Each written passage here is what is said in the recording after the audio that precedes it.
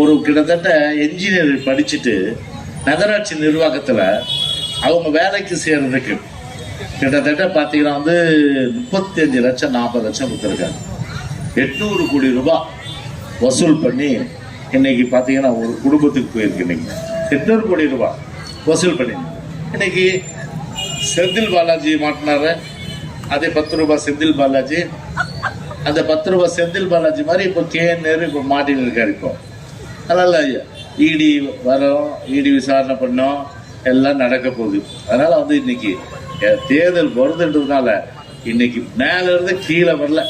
தேர்தல் வர்றதுக்காக இல்லை, கிட்டத்தட்ட 5 வருஷமா இன்னைக்கு பார்த்தா உள்ளாட்சி பொறுப்புல இருக்கிற கவுன்சிலர்ல இருந்து, தலைவர்கள் இருந்து, மேயர்ல இருந்து, அதே போன்று எம்எல்ஏல இருந்து, அதே போன்று சட்டமன்ற உறுப்பினர்ல இருந்து, அமைச்சர்ல இருந்து, அதே போன்று முழுமையா அமைச்சரவை அத்தனை பேருமே இன்னைக்கு பூசாம இன்னைக்கு லஞ்ச லாவணத்தில் இன்றைக்கு இந்த அரசு திளைத்துள்ளது.